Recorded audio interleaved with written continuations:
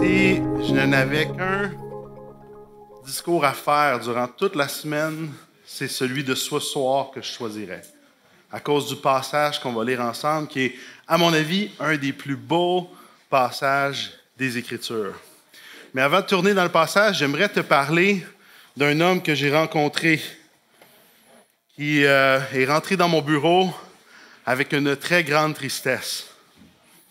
C'est un homme qui était assez âgé, qui depuis plus d'une quarantaine d'années portait un très lourd fardeau.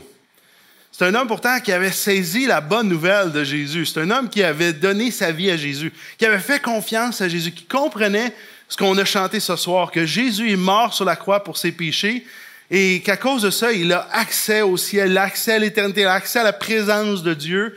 Ça, il savait ça, il connaissait ça, il comprenait ça. Sa tête le savait, son cœur aussi, mais malgré tout ça, il portait quand même encore, malheureusement, un profond et lourd fardeau. Depuis une quarantaine d'années, il était marié avec son épouse, et juste avant qu'il se marie, son épouse, qui n'était pas encore son épouse, l'a trompé. Et depuis ce temps-là, ça lui faisait mal à chaque fois qu'il pensait à cet événement-là. À chaque fois qu'il pensait à ça, ça le grugeait par en dedans. Ça lui faisait profondément mal. Ça l'amenait à réagir de plein de façons mauvaises, de plein de réactions que lui-même ne voulait pas avoir. Même des fois, il se regardait dans le miroir et disait « Mais c'est pas moi ça, qu'est-ce que c'est ça? Je suis comme un animal à cause de cette blessure-là, à cause de cette brisure-là dans mon cœur. » Cet homme avait besoin, encore une fois, qu'on lui raconte ce que je vais vous raconter ce soir. Fait que ce soir, peut-être, ça fait la 1000e fois que tu vas entendre ce que je vais te dire. Peut-être ça fait même la 1000e fois que tu lis le passage qu'on va lire ce soir. Sache que tu as besoin de le réentendre encore ce soir, parce qu'il y a sûrement des coins de ton cœur qui ont besoin d'être transformés comme cet homme-là, qui, quand il est rentré dans mon bureau, il était démoli. Quand il est sorti de mon bureau, il n'était pas complètement transformé, mais il était reparti avec un espoir. L'espoir que le coin de son cœur qui était brisé allait pouvoir être réparé à cause du passage qu'on va lire ce soir ensemble. Je vous ai parlé de la ville de Colosse ce matin. Ce soir, j'aimerais ça te parler de l'église de Colosse. Dans l'église de Colosse, il y avait plusieurs mensonges que les gens se partageaient sans nécessairement savoir. Ils n'étaient pas conscients. Ils ne disaient pas « Hey, viens, je vais te raconter un mensonge », mais ça se développait dans leur cœur, puis ils se partageaient ces fausses vérités-là. Ils pensaient que c'était la solution. Ils pensaient vraiment que c'était l'Évangile, mais au fond, ce n'était pas du tout l'Évangile. Il y avait 3 fausses doctrines qui circulaient dans l'Église. Il y en avait plusieurs, mais j'aimerais en mentionner 3 ce soir. Il y avait probablement la fausse doctrine du gnosticisme qui met l'emphase sur la connaissance. Ce que cette doctrine-là dit, c'est que ce qui est important, dans le fond, c'est de savoir, c'est de connaître. Si tu le sais, si ta tête comprend, bien, tu es sauvé. Tu peux être sauvé par la connaissance. Puis c'est très populaire, même aujourd'hui, cette idée-là.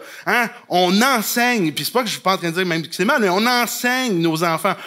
On dit ça même dans plusieurs médias. Si on peut apporter l'éducation aux gens, c'est ça qui va nous libérer. Notre monde va se porter mieux si on connaît plus. Ça, c'est du gnosticisme. Puis c'est pas que c'est mal en soi, parce que tout mensonge commence par une vérité, mais tout mensonge est une vérité tordue.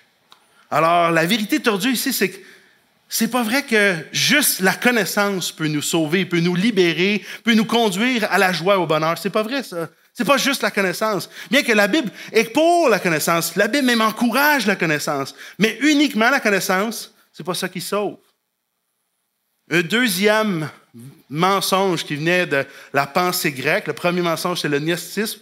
Le deuxième mensonge qui venait de la pensée grecque, ce qu'on peut appeler, c'est de la superstition. Ce qu'on croyait surtout dans cette région-là du monde. Mais il y avait plusieurs endroits comme ça où il y avait beaucoup de séismes, beaucoup de catastrophes naturelles. Dans ces 3 villes-là, Laodicée, Hiéropolis et Colosse, justement, même les 3 villes ont été détruites à plusieurs occasions, mais d'une façon particulière, ont été détruites. Même c'est ce qui a fait que Colosse a perdu de son influence sur Hiéropolis et sur Laodicée, merci. Alors, c'est ce qu'il avait fait. Il y avait eu un gros tremblement de terre qui avait détruit la ville. On avait reconstruit, mais on avait reconstruit plus rapidement les nouvelles villes et on avait laissé l'ancienne ville de Colosse de côté.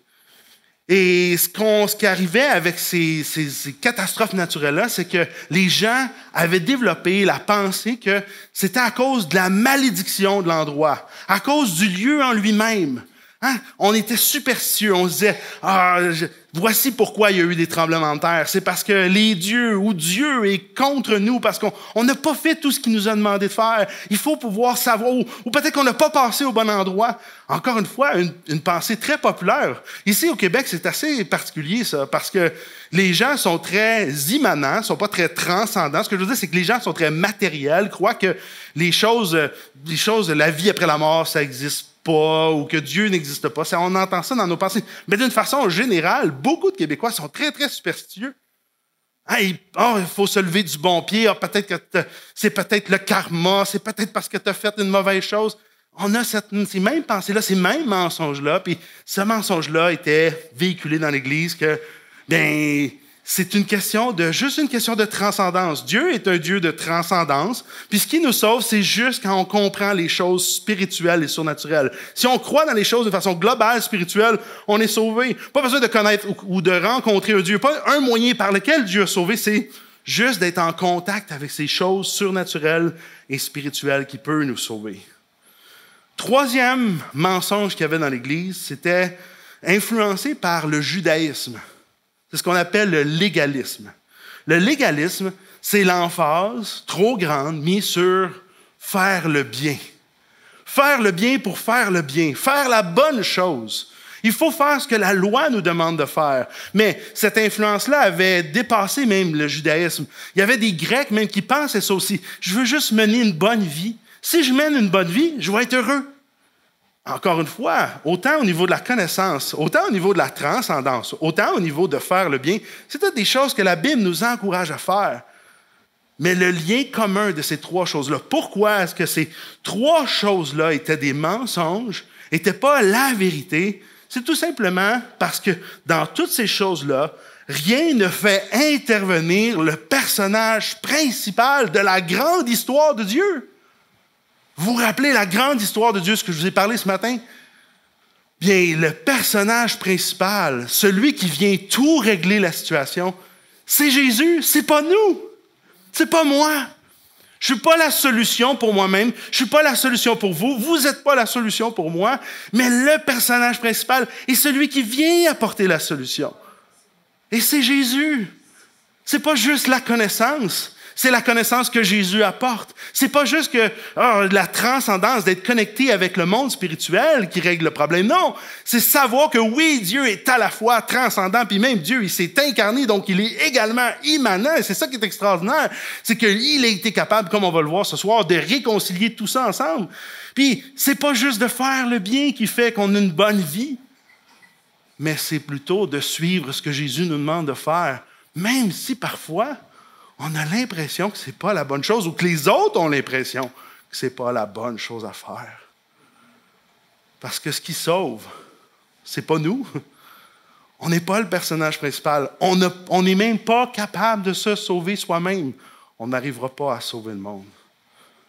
La solution se trouve dans ce personnage principal de la grande histoire qui est la personne de Jésus. Donc, comment on fait pour se sortir de tous ces pièges-là? Comment on fait pour ne pas tomber dans ces mensonges-là? Eh bien, la vérité de ce soir, c'est que Dieu a tout réconcilié à travers Jésus-Christ. Dieu a tout réconcilié à travers Jésus. C'est votre Bible. Tournez avec moi dans Colossiens 1. Chapitre 1, on va lire à partir du verset 15.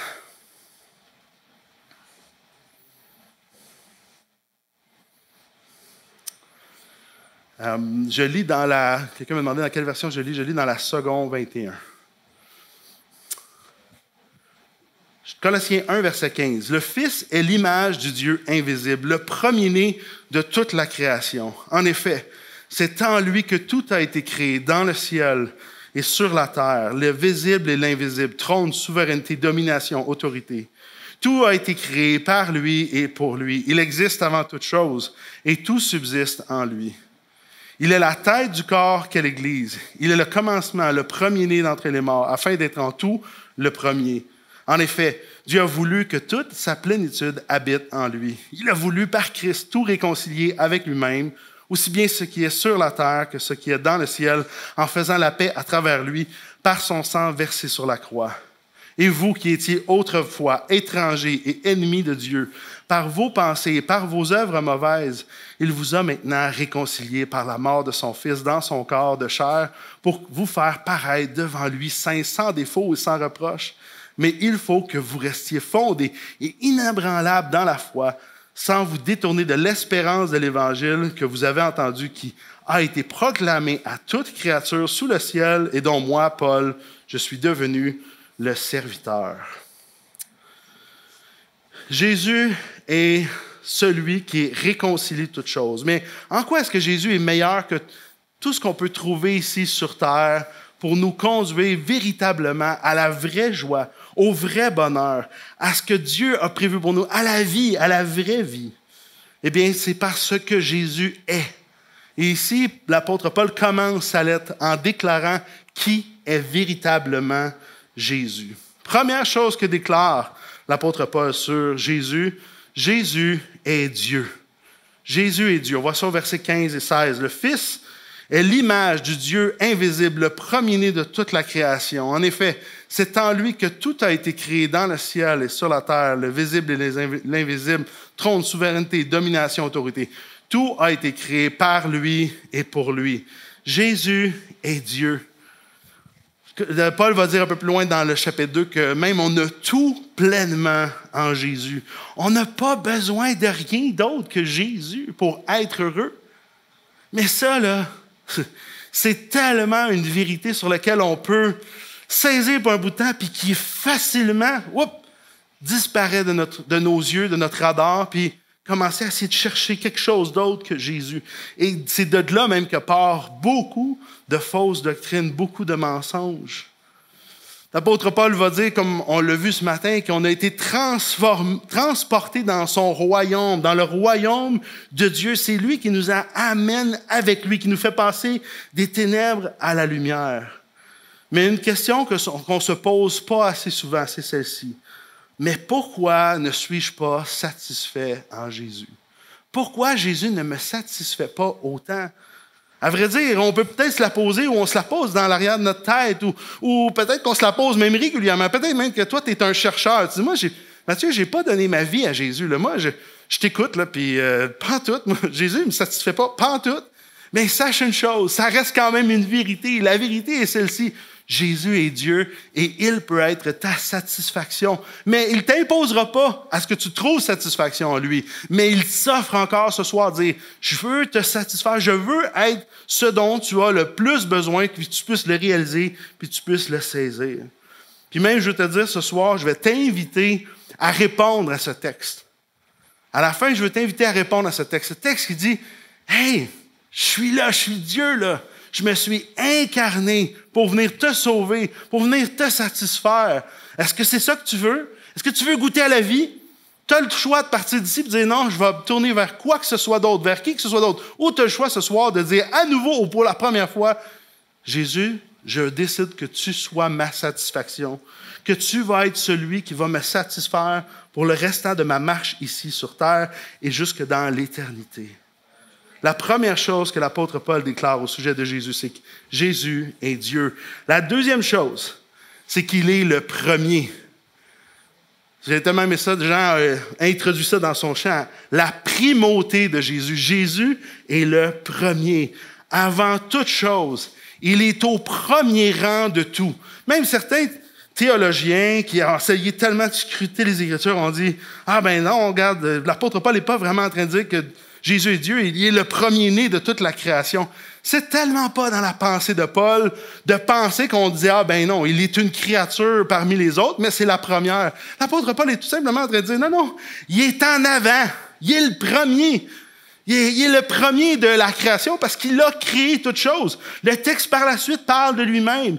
Il a tout créé. Tout a été créé en lui, par lui, pour lui. Alors, il est le premier. Il est le premier qui veut être le premier dans ta vie parce qu'il est le premier. C'est ça la vérité. C'est ça qu'il veut rétablir même dans chacune de nos vies. Je me rappellerai toujours d'un homme que j'avais rencontré à l'université qui était venu voir puis il m'avait posé cette question-là en disant « Mais Mathieu, si Jésus était vraiment Dieu, pourquoi il n'y a pas un livre dans la Bible qui ne parle que de sa divinité? » Ça m'avait troublé. J'ai fait « C'est vrai, ça. C'est quand même important, là. C'est pas rien. Si c'est si fondamental que ça, comment ça se fait qu'il n'y a pas un livre qui parle que de ça? » Eh bien, savez-vous, il y en a un livre qui parle que de ça.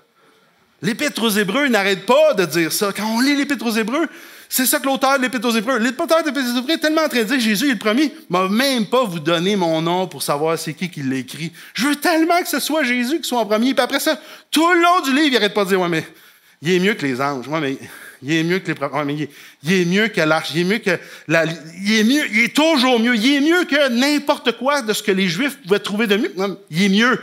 Jésus est mieux que ça. Pourquoi? Parce qu'il est le premier. Qu'est-ce qui te préoccupe le plus? Qu'est-ce qui est le premier dans ta vie? Qu'est-ce qui prend la première place dans ton cœur? Qu'est-ce qui lutte pour la première place dans ton cœur, je devrais même plutôt dire? Une des choses qui lutte pour la première place dans mon cœur, c'est d'éviter la souffrance. J'aime pas souffrir. Tu quelqu'un qui aime souffrir ici? C'est pour être sûr. Moi, j'aime pas souffrir. J'haïs ça souffrir. J'évite toutes les situations de souffrance. Si je vois que ça commence à chauffer, quelqu'un commence à être pas content contre moi, là, j'essaye de... Souvent, dans mon cœur, ce qui lutte avec la première place, c'est pas... ce qui prend la première place, c'est Jésus. C'est pas Jésus, c'est Jésus. Je dis, Jésus, tasse-toi, ça va me faire souffrir ce que tu me demandes là. J'aime pas ça souffrir, Jésus. Là. Puis à chaque fois, Jésus me dit la même chose. Mais Matthieu, moi, tu penses-tu que ça ne m'a pas fait souffrir, te sauver? Tu peux pas m'arriver et me dire que tu trouves ça trop tough. OK, Seigneur, reprends la première place. Si c'est ce que tu me demandes et si ça m'amène à souffrir, prends la première place. Mais parfois, je tombe. C'est pas ça que je fais. Je fais plutôt, c'est correct, Jésus, j'ai compris, mais tasse-toi. Parce que te laisser la première place va m'amener à souffrir. Toi, qu'est-ce qui essaye de prendre la première place? Qu'est-ce qui se bat avec Jésus pour la première place? Jésus est Dieu, selon l'apôtre Paul, ce qui est présenté ici. Jésus est le premier. Jésus est le réconciliateur et celui qui rallie les choses. C'est peut-être la vérité la plus importante de ce livre-là. Celui qui réconcilie toutes choses, non seulement les choses ensemble, mais les choses avec lui-même, toutes choses avec lui-même. C'est ce que va nous dire le verset 20. Le verset 20, regardez ce qu'il dit. Il a voulu par Christ tout réconcilier avec lui-même.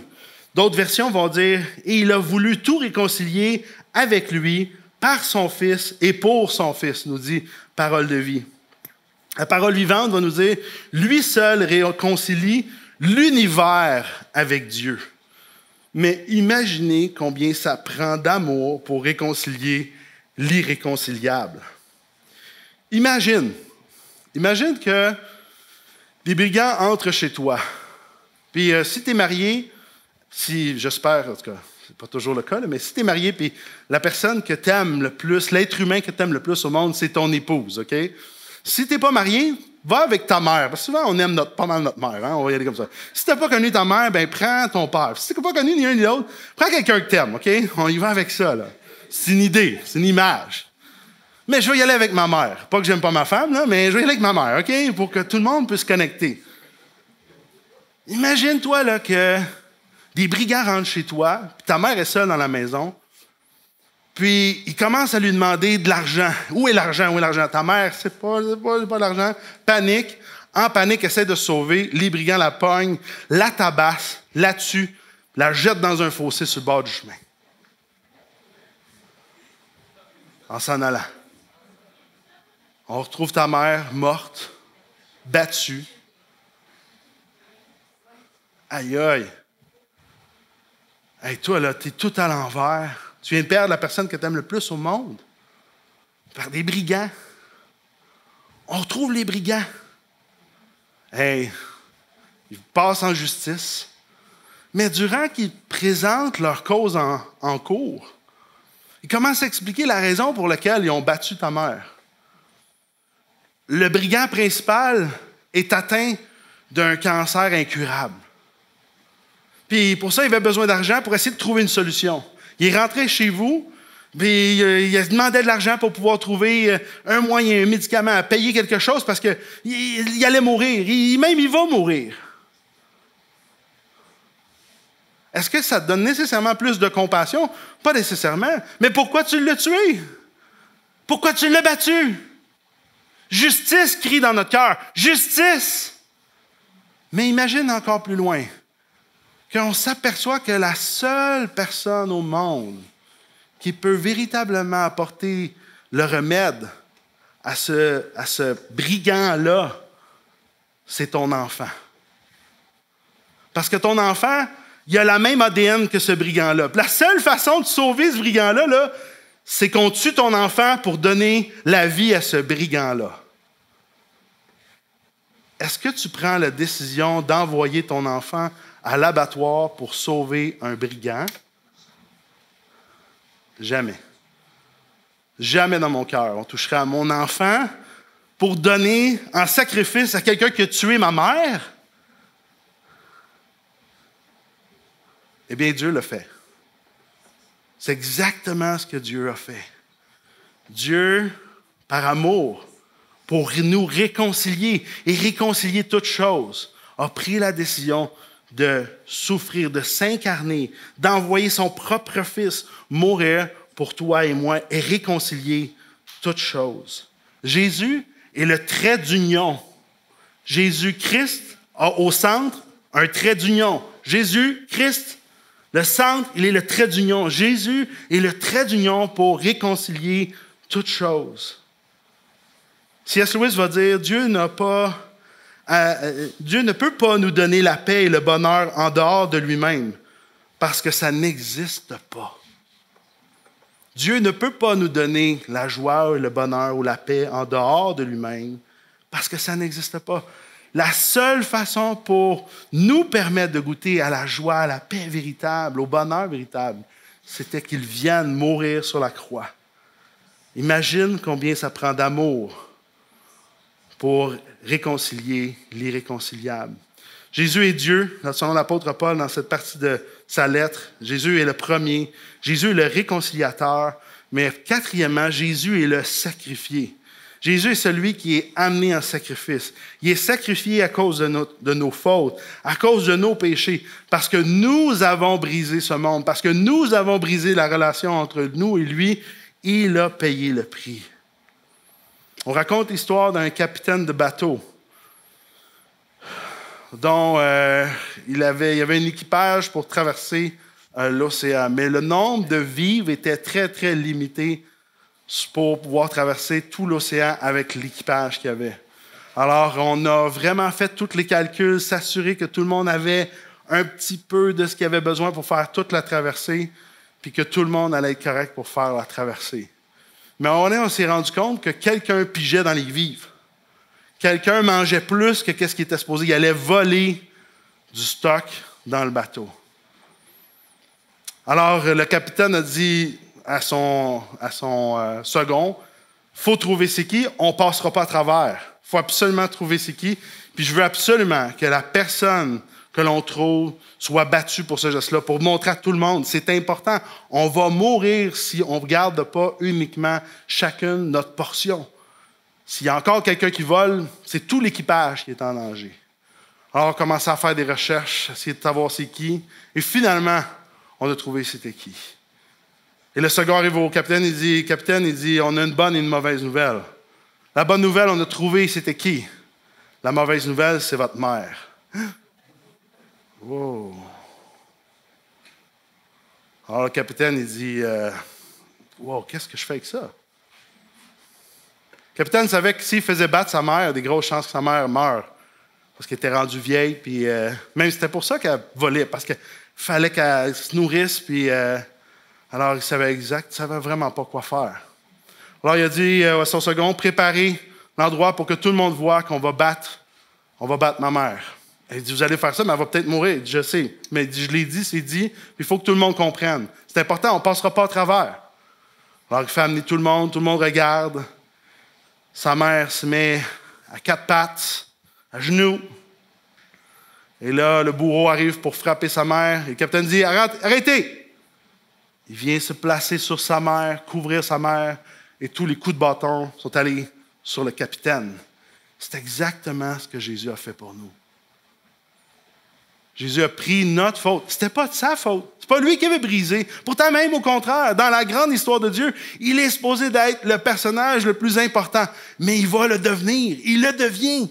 Il devient le personnage le plus important, le plus reconnu. Celui que l'ensemble de nos cœurs devrait dire, « Hey, mais merci d'être venu nous sauver. » Mais savez-vous quoi? Malgré tout ça, Dieu ne nous impose pas qu'on lui fasse confiance. Il veut attirer notre cœur à lui. Et c'est la dernière chose que l'apôtre Paul nous dit. Le fait que Jésus est le médiateur entre nous et Dieu, le fait qu'il est le trait d'union. Jésus est Dieu, Jésus est le premier, Jésus est le réconciliateur, Jésus est le sacrifié. Mais Jésus est celui qui est digne de confiance. Regardez ce que le texte dit au verset 23. Mais il faut que vous restiez fondés et inébranlables dans la foi. Souvent, ça nous fait peur. On fait comme, OK, ça veut dire qu'il faut que je continue de faire toutes les bonnes choses. C'est pas ça que l'apôtre Paul dit.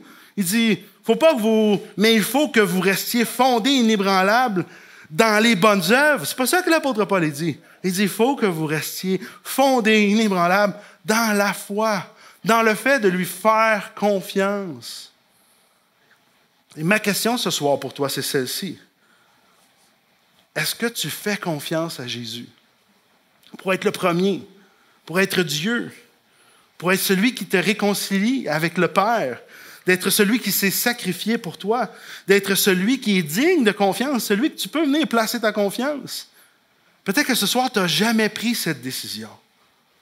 Peut-être que ce soir, tu arrives là et tu ne t'es jamais posé la question, mais je ne savais même pas qu'il fallait que je lui fasse confiance. Je ne savais même pas qu'on pouvait lui faire confiance. Je ne savais même pas ce qu'il avait fait pour moi. Je ne savais même pas ce qu'il était pour moi. Si ce soir, tu veux placer ta confiance en Jésus, je veux t'inviter à le faire. Je veux t'encourager à le faire. Viens dire à Jésus, Jésus, je veux te faire confiance. C'est toi que je veux placer en premier dans mon cœur. C'est toi qui es digne de confiance. Puis, je veux te poser une question. Es-tu certain d'être réconcilié avec le Père? Parce que ce n'est pas la connaissance qui nous réconcilie avec le Père. Ce n'est pas le fait que juste tu crois aux choses spirituelles, que tu participes à des rencontres spirituelles, que tu viennes ici ce soir et qu'on parle de choses spirituelles. Ce n'est pas ça qui sauve. Ce n'est pas juste parce que tu fais des bonnes choses que tu es réellement sauvé, que tu es réconcilié avec le Père. Ce qui fait que tu es réconcilié avec le Père, c'est pas parce que tu fais des choses, comme on l'a chanté tantôt, ou comme on l'a lu dans Éphésiens 2, c'est parce que tu places ta confiance dans ce que lui a déjà fait. Il a déjà tout payé, déjà tout fait. La seule chose qu'il te demande, c'est de lui faire confiance. Si c'est ce que tu veux faire ce soir, j'aimerais ça prier avec toi. C'est pour ça qu'on puisse courber la tête, qu'on puisse fermer nos yeux. Et ce soir, je voudrais prier pour toi. Puis j'aimerais ça savoir pour qui je prie. Si ce soir, le Saint-Esprit, puis sens-toi vraiment libre. Si le Saint-Esprit te dirige à vraiment prendre cette décision-là, de lui faire confiance. La seule chose que je veux te demander, j'ai gardé les yeux ouverts, je te demande juste de me regarder et juste me faire un signe de la main. Je veux prier pour toi. Je veux prier avec toi. Oui, je te vois, je veux prier pour toi. Je te vois, je veux prier pour toi. Je te vois, je veux prier pour toi. Quelqu'un d'autre qui veut prier, pour lequel tu veux vraiment lui faire confiance, tu veux donner ta vie à Jésus, lui faire confiance. Oui, je te vois, je veux prier pour toi. Oui, je te vois, je veux prier pour toi. Je veux prier pour toi aussi. Quelqu'un d'autre qui veut? Oui, je te vois là-bas. Je te vois aussi, je veux prier pour toi. Tu veux placer ta confiance, dire, je te donne ma vie, je me consacre à toi. Je veux te placer en premier dans mon cœur. Je ne veux pas juste le savoir, je veux que ce soit vraiment, oui, je veux prier pour toi. Je veux vraiment que ce soit de profond, mon cœur profond. Tu vois, de toute façon, fais-le pas pour moi, fais-le pour Dieu. C'est Dieu qui t'interpelle ce soir, c'est pas moi. Moi, je veux juste prier pour toi. Quelqu'un d'autre avant que je prie? Oui, je te vois, je prie pour toi. Prions ensemble. Seigneur Jésus, je veux te prier pour chaque personne qui a levé la main ce soir. Chaque personne qui prend la décision de te placer en premier dans leur cœur, de te dire à quel point tu es grand, tu es précieux. Puis Seigneur, avec la connaissance et la foi qu'ils ont présentement. Seigneur, merci parce que tu nous dis que ça ne demande pas une grande foi. Ça demande une petite foi dans un grand Dieu pour être sauvé. Et toi, tu es extraordinairement grand. C'est ce que tu nous dis dans le passage ce soir. Tu nous dis à quel point tu es grand, à quel point tu es puissant, à quel point tu es capable de tout faire, que tu englobes toutes choses. Tu es même capable de réconcilier l'irréconciliable. Jésus, je veux te demander pour chaque personne qui a pris cette décision-là ce soir, que tu puisses fortifier leur foi, faire grandir leur foi. Protège-les, Seigneur Jésus. Protège cette foi pour que cette foi-là grandisse, pour produire du fruit jusque dans l'éternité. Merci, Jésus, encore une fois, pour ce que tu as fait pour chacun de nous. Merci pour le fait que tu te sois sacrifié pour nous. Toi qui n'étais pas obligé, tu aurais pu rester dans ton ciel confortable, tu aurais pu rester là, puis ça aurait été bien correct. Tu n'aurais même pas été en faute, mais parce que tu es amour, parce que tu es miséricorde et compatissant, tu es venu vers nous. Tu as regardé notre faiblesse, tu as regardé combien on avait besoin de toi et tu es venu nous sauver. Merci Jésus. Toute l'éternité, on va t'adorer, te louer, te dire à quel point tu es extraordinaire. C'est dans ton nom que je veux te prier encore ce soir, Jésus. Amen. Amen.